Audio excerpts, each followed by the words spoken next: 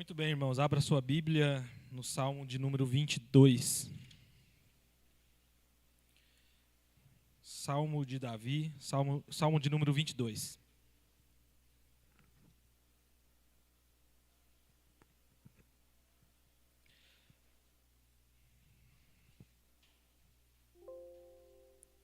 Amém? Salmo de número 22. Abra e deixe aí, eu vou orar. Pai, te damos graças, Senhor Jesus. Pai, nós estamos aqui, Deus, nessa noite, Pai, em consagração, Deus, e o Senhor, Pai, está presente, Pai, do início ao fim.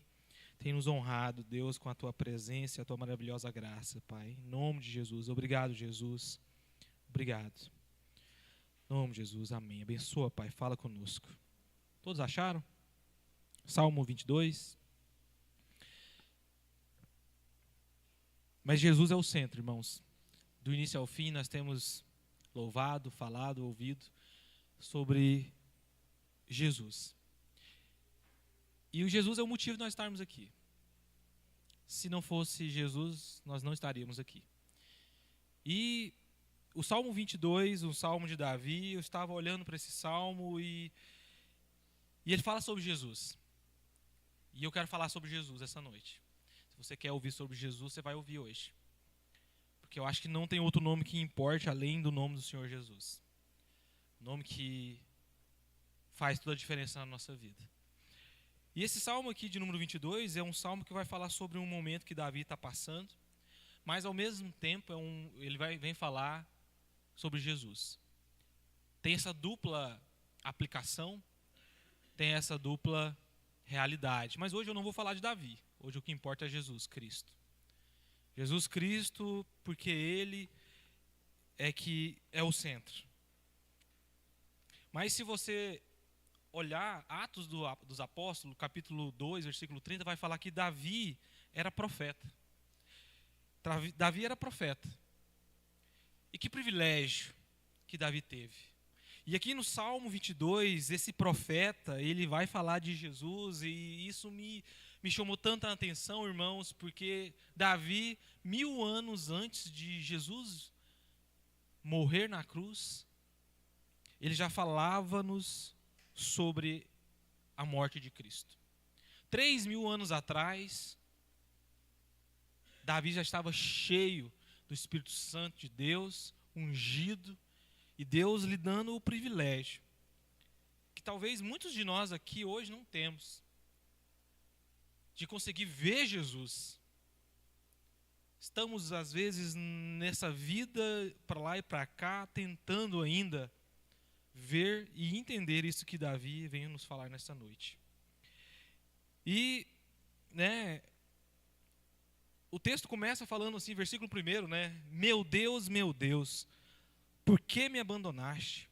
Porque estás tão longe, salva-me. Os primeiros 21 versículos que vêm falar sobre oração. É uma oração. Do 21 ao 31 é um louvor. Mas, em primeiro lugar aqui, no versículo 1, eu vejo que houve uma separação. Jesus está na cruz falando, meu Deus, por que me abandonaste?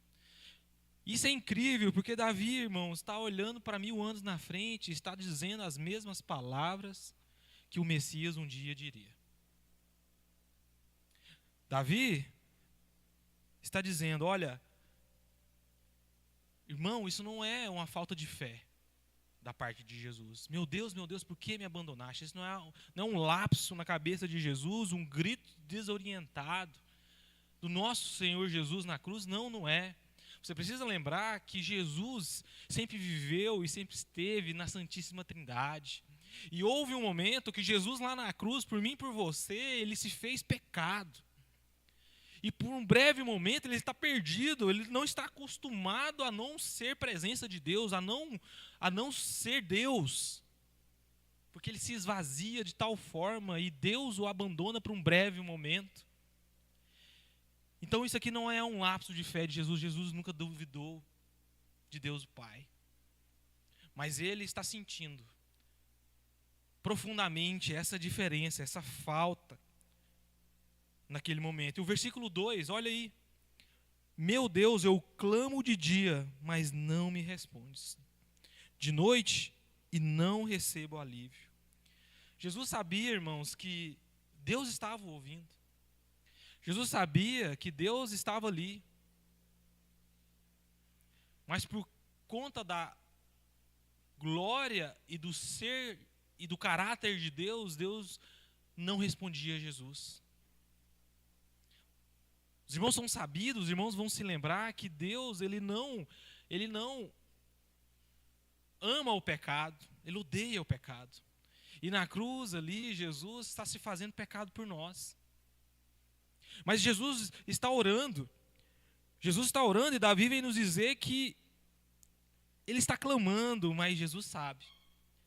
Você sabe que por mais que pareça que Deus não está nos ouvindo, esse Deus que o pastor vem do começo do culto falando para você ver, para você entender que Ele te ama, para Ele ser o centro do motivo de você estar aqui. Em muitos momentos nós nos falamos assim, mas será que Deus está realmente vendo o meu sofrimento, as minhas angústias, as minhas dores? Será que Ele ouve quando eu oro? Jesus era um homem como eu e você, ali naquela cruz. Então, como nós, ele duvidou um pouco, mas ele sabia. Ele tinha plena convicção que Deus o ouvia. Deus estava plenamente o ouvindo. E Davi vem no versículo 3 e fala assim: Tu, porém, és santo. Ô Senhor Jesus, Senhor Deus, Tu és santo. Isso aqui é um caráter de Deus. É a santidade de Deus. Tu és santo. É um caráter. O Pai, Jesus está entendendo que o Pai não poderia olhar para Ele com os pecados do Fábio, os pecados da irmã Jaqueline, os pecados de todos aqueles que um dia Ele morreu ali na cruz. Mas Jesus está falando: Pai, Tu, porém, és santo. Meu Pai, o Senhor é santo. É por isso que o Senhor ainda não me respondeu. Porque o Senhor és rei, és o louvor de Israel. Irmão, Jesus na cruz sofreu. Houve essa separação. Houve esse rompimento. Houve um momento em que Ele e a Trindade... Fábio, mas como? Eu não sei te explicar, não. A Bíblia só fala que foi assim. Os três são Deus. Mas como que separou? Não sei. Não sei. Eu sei que Jesus encarnou, eu sei que Jesus veio como o Messias prometido, o Deus encarnado, o Imago Dei, né? Mas Ele veio, e Ele está aqui, falando: Pai, Tu és santo. Está dando glórias ao Pai. Mas uma coisa é fato, irmãos: Jesus na cruz foi separado por causa dos nossos pecados. Por causa da nossa perdição, Jesus foi lá morrer na cruz para nos salvar. Esse Cristo que diz que o Pai é santo. E no versículo 4, Davi fala assim: em Ti os nossos antepassados puseram a sua confiança. Confiaram e os livraste. Uma coisa que Jesus fazia era relembrar a história de Deus. Deus sempre foi fiel ao seu povo. Deus sempre foi fiel ao povo de Israel. Quem não era fiel com Deus era Israel. Muitas vezes, quantas vezes Israel, como uma prostituta, traía Deus com os ídolos. Mas Deus, irmão, é fiel. Jesus está falando: Pai, mas o Senhor não nos abandona. Da mesma forma que do seu caráter há a santidade, o Senhor não ama o pecado, há também no seu caráter o compromisso. Se Deus, irmão, falou que vai te salvar, se Deus falou que te ama, se Deus falou que vai cuidar de você, Ele vai. Ele vai. Ele cuidou, Ele deu tudo para Israel, mas Israel jogou fora. Ele falou para Israel assim: olha, Israel, larga de furar essas cisternas aí. Eu sou a fonte de água viva. Beba de mim e vocês não terão mais sede. Esse é o nosso Deus, irmãos. Mas enfim, além de Jesus ter essa separação, ele teve um desprezo. Jesus foi desprezado naquela cruz, e o Isaías 52:14 vai falar assim, ó, como muitos ficaram pasmados diante dele, e sua aparência estava tão desfigurada que ele se tornou irreconhecível como homem. Não parecia ser humano. Jesus, irmãos, ele apanhou por causa de você, por causa de mim. Colocaram uma coroa de espinho em sua cabeça, ele sangrou. Bateram na cara de Jesus até sair sangue, por causa de mim e de você. Ele foi desprezado. O Onan falou ali, ó, ele foi cuspido. Esse é o Jesus que Davi vem nos apresentar, que Isaías vem falar, e que os evangelhos vêm confirmar tudo para nós. Por isso que a graça não é de graça. Na cruz, Jesus, não só na cruz, antes da cruz, ele foi desprezado. Aquele que não tinha pecado, passou aquilo que nós deveríamos passar. E foi terrível. E aí o versículo 6 vai dizer assim, mas eu sou verme, e não homem, motivo de zombaria e objeto de desprezo. Desprezo, cadê? Desprezo do povo. Mas como assim, Fábio? Jesus é verme? Como assim? O que é isso? Será que Davi acertou agora? Será que Jesus realmente é verme? Mas esse verme aqui, ele, no hebraico, ele significa tolate. Esse tolate do hebraico, em outras passagens bíblicas, ele não significa verme. Por exemplo, em Isaías 1,18 é traduzido como carmesim. E carmesim significa vermelho ou escarlate. Né? E aí eu fui pesquisar sobre esse verme escarlate, desse tempo que foi escrito aqui no texto. E ele era muito usado para tingir de vermelho algumas coisas, tecidos, entre outras coisas. E um fato interessante de Jesus ser falado como verme é que, você sabe como que é a vida desse verme escarlate, quando ele vai dar os seus vermezinhos? Ele prega-se numa madeira, numa árvore, em algum poste desse tipo. E aí, ele prega lá nesse local, e ele vai morrer ali naquele local. Ele não vai viver. Só que antes dele morrer, ele solta a sua tinta, seus filhos nascem. E isso aqui é uma analogia para Jesus. Jesus foi aquele que foi pregado na cruz, como o verme escarlate. Jesus na cruz foi pregado para que eu e você tivéssemos uma vida nova. Jesus na cruz morreu, entregou a sua vida para que nós tivéssemos uma nova vida. Isso é chamado no Novo Testamento nascer de novo. Então, mas eu sou verme.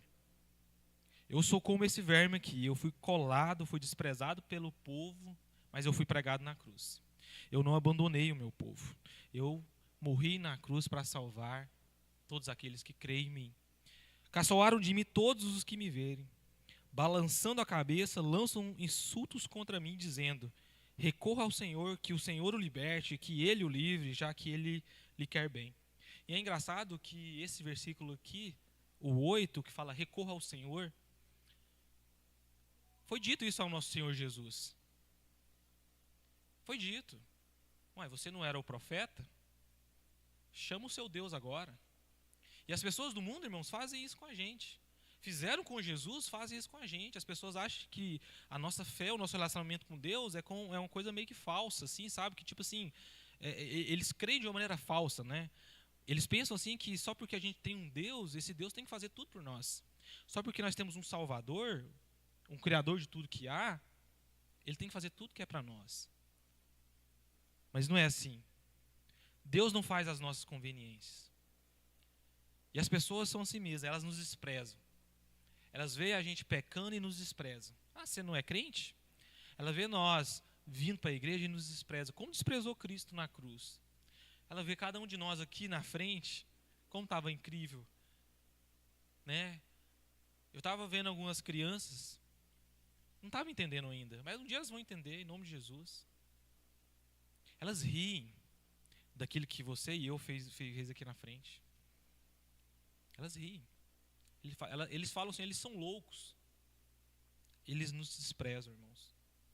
Como nosso Senhor Jesus, o verme escarlate, foi desprezado.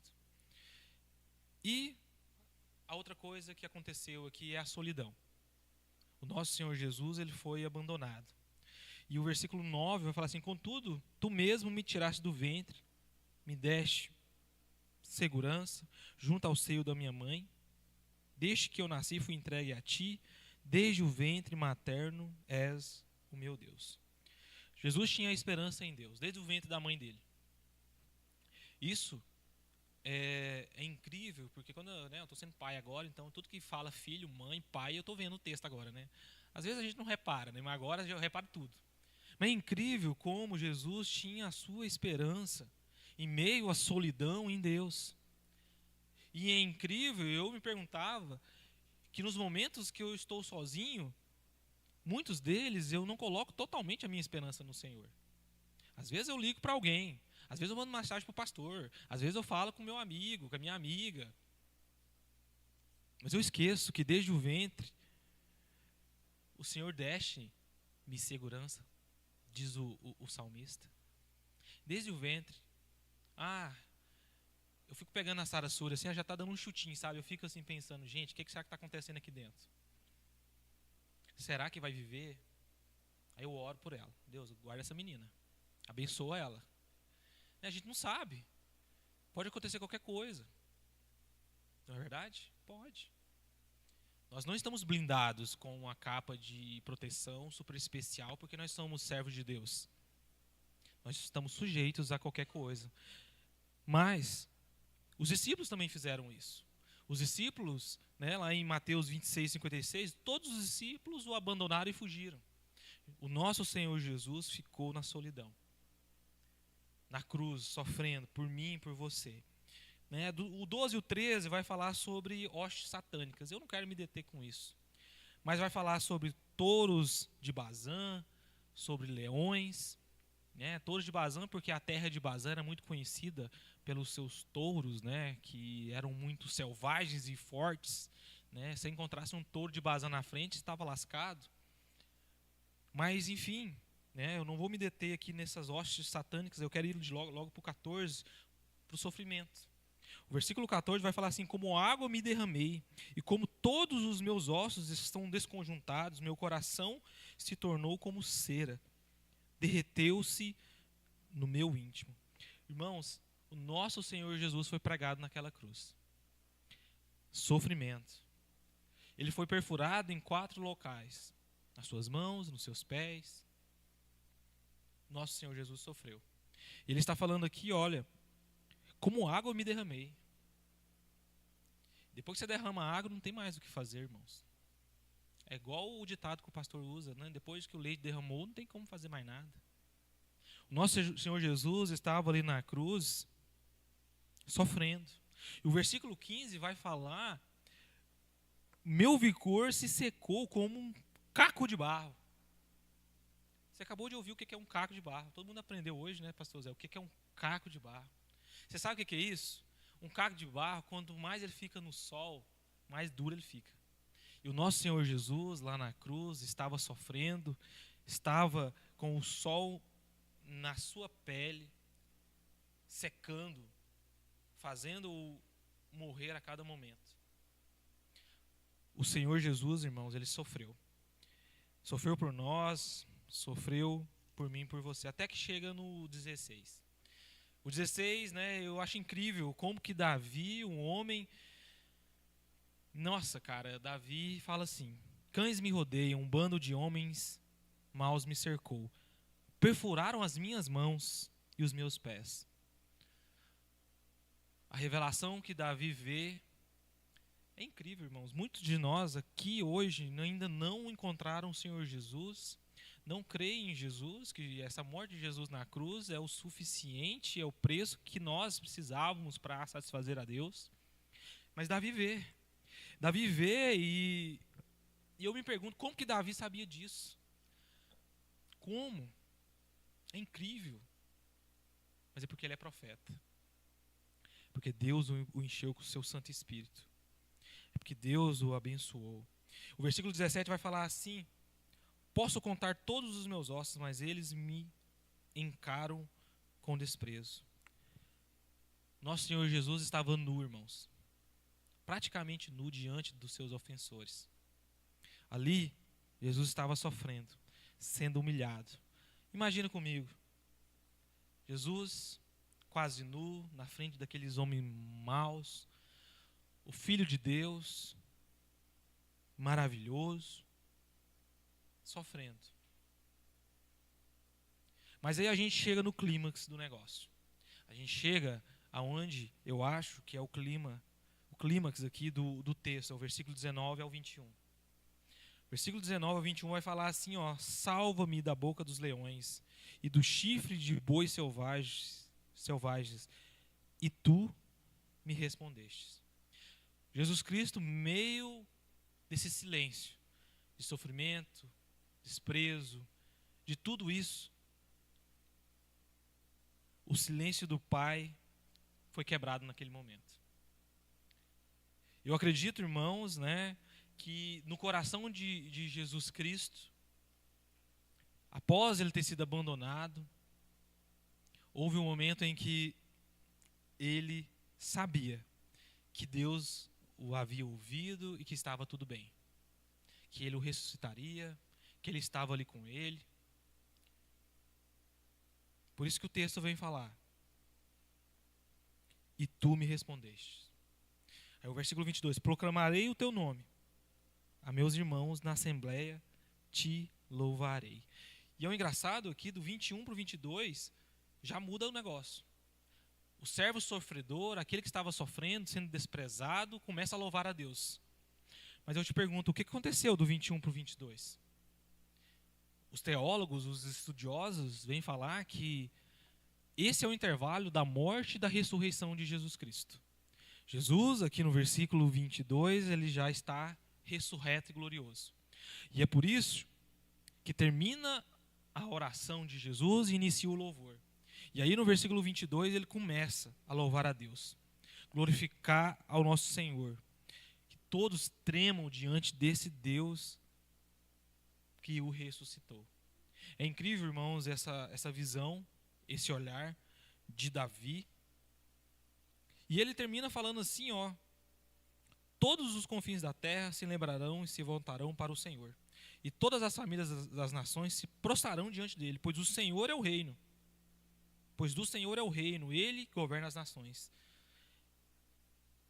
Versículo 30, a posteridade o servirá. Gerações futuras ouvirão falar do Senhor. Um povo que ainda não nasceu. Eu e você, isso aqui é para nós. Aqui nós não tínhamos nascido, irmãos. 3.000 anos depois, esses somos nós. Um povo que ainda nem nasceu. O que eles farão? Proclamarão seus feitos de justiça, pois ele agiu poderosamente. Está falando de nós. Que hoje, nesse tempo, nós encontraríamos esse texto, toda a Bíblia, e creríamos no Senhor Jesus como nosso Senhor e Salvador. Está falando da igreja. Não está falando de qualquer um. Esse povo que ainda não nasceu. Essa geração futura. Somos nós. Ah, vai ter mais? Se Deus assim quiser, vai. Mas a gente preocupa com aqui e agora. Jesus pode voltar aqui e agora. E nós sermos os últimos desse povo que ainda não nasceu. E é incrível que isso aqui, irmãos, é o sacrifício de nosso Senhor. É o sacrifício de Jesus. E o que eu achei mais incrível é que terminou o Salmo 22 e começa o Salmo 23. Para falar que Jesus é o bom pastor. E quando você olha para esses textos dessa forma, eu nunca tinha olhado assim. A gente sempre gosta muito de ler o Salmo 23, né? E, não, Senhor, tal. Mas quando você olha, fala assim, esse Senhor aqui é Jesus, ué. porque ele foi o servo que sofreu. É ele que o Davi veio e escreveu para nós. E ele é o Senhor. Jesus é o meu pastor. Ele é o bom pastor. E o que acontece? De nada eu terei falta. Quando, irmãos, você tem esse Jesus na sua vida, o bom pastor, você não vai sentir falta de nada. Nada, né? Eu acho interessante, eu não vou me reter, tá, ao versículo, ao capítulo 23, mas é interessante pontuar que quando Jesus é o nosso bom pastor, muitas coisas mudam. A nossa percepção, né, é interessante porque Jesus nos dá suprimento. Olha o versículo 2: em verdes pastagens me faz repousar e me conduz em águas tranquilas. Esse Jesus que morreu na cruz por você, para te salvar, ele é o bom pastor porque ele te dá o suprimento. Ele cuida de você. Ele cuida de você nos pequenos detalhes. Ele te dá pastagens verdejantes. E além de ele dar para você suprimento, ele renova o teu espírito. Renova as suas forças. Olha o versículo 3. Restaura o meu vigor. Jesus Cristo é que restaura o seu vigor. Jesus Cristo é quem restaura a sua vida de intimidade espiritual com Ele. É o Senhor Jesus, e guia-me nas veredas da justiça, por amor do teu nome. E além dele Ele nos renovar a nossa vida espiritual, digamos assim, Ele também é o nosso consolo. Aí é o famoso versículo 4. Mas quando eu andar por um vale de trevas e morte, não temerei perigo algum, porque tu estás comigo. Ele é o seu consolo. O bom pastor, ele é aquele que te consola nos momentos de dificuldade, momentos difíceis, provações, dificuldades mesmo. Por exemplo, recentemente, né, o pastor José Assan estava passando por grandes dificuldades com o de Deus. E eu tenho certeza que ter Jesus como bom pastor fez toda a diferença. Para que eles continuassem pacientes, cuidando, amando, sofrendo. Você acha que foi fácil para a Sandra ir lá dormir no hospital vários e vários dias? E é assim na sua vida, é assim na minha vida. Esse bom pastor, ele nos dá consolo e ele também nos dá segurança. O versículo 5 vai falar: preparas um banquete para mim. Olha a segurança. O nosso Deus prepara um banquete para você, mas não é aqui em qualquer lugar, não, é na presença dos inimigos.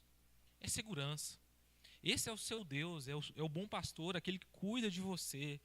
E aí ele termina falando que eu sei que a bondade e a fidelidade me acompanharão todos os dias da minha vida. E eu farei o quê? Voltarei à casa do Senhor enquanto eu viver. Aleluia. Esse é o bom pastor. Esse é o nosso Deus. Esse é incrivelmente o Senhor Jesus. Eu queria terminar falando desse Jesus glorificado, soberano. E aí é o Salmo 24. E aí quando você olha também para o Salmo 24, olhando tudo isso, que ele morreu na cruz, sofreu o que tinha que sofrer, virou o nosso bom pastor, cuida de nós, mas ele é glorioso e soberano. O Salmo 24 vai falar assim: ó, o Senhor, do Senhor é a terra e tudo que nela existe, o mundo e os que nele vivem. Ele é soberano, ele é exaltado, tudo é dele. E o Salmo 24 termina: quem é esse Rei da Glória? Fazendo uma pergunta. Você sabe, irmãos, você olha para trás, 3.000 anos atrás, você sabe quem é o Rei da Glória. O Senhor forte e valente, o Senhor valente nas guerras, o Senhor Jesus Cristo, Ele é o Rei da Glória. E aí ele termina o versículo 10. Quem é esse Rei da Glória? O Senhor dos exércitos. Para mim, hoje, agora, olhando assim, com esse prisma de Jesus para esse texto, sabe quando Jesus se tornou o Senhor dos exércitos? Quando ele morreu na cruz por mim e por você, para derrotar a morte e pegar da morte a chave e derrotar a morte. Esse é o Senhor dos exércitos, aquele que lutou por mim e por você até o fim, venceu a morte. Ele é o Rei da Glória. Pai, te damos graças, Deus, o Senhor é o Rei da Glória, Pai. Senhor, nós cremos, Deus, que o Senhor é o nosso Pai. Minha oração, Pai, nessa noite é que cada um aqui, Pai, que ainda não viu o Senhor como Davi viu, Pai, que não escreveu como o Davi escreveu, Pai, há 3.000 anos atrás, hoje, possa encontrar, Pai, o Senhor da glória, o Rei da glória, Jesus Cristo, o Senhor dos exércitos, aquele que vence a morte em nosso lugar. Aquele que é o bom pastor, que cuida das suas ovelhas. Oh, Pai, em nome de Jesus, Deus, leva, Pai, as nossas vidas, Pai, a crer no Senhor Jesus como Salvador. Pai, que possamos confessar o Senhor Jesus, Pai, como Senhor e Salvador. Pai, que possamos, Deus, honrar esse Senhor Jesus nas nossas vidas, Pai. Abençoa a vida de cada irmão, Deus, aqui nessa noite, Pai. Que o Senhor, Pai, se revele, Pai. Pai, que ao te verem, Pai, essa glória de te ver, Pai, transforme a minha vida, Pai, a vida de cada um que está aqui nessa noite, Pai, porque é impossível ver ao Senhor, contemplar a Tua glória e continuar da mesma forma. Pai, nós te damos graças, Pai, e agradecemos ao Senhor, porque o Senhor tem sido maravilhosamente, Pai, bom. E as Tuas misericórdias, Pai, têm nos seguido, Pai, até aqui. Em nome do Senhor Jesus nós oramos assim. Amém. Pastor João.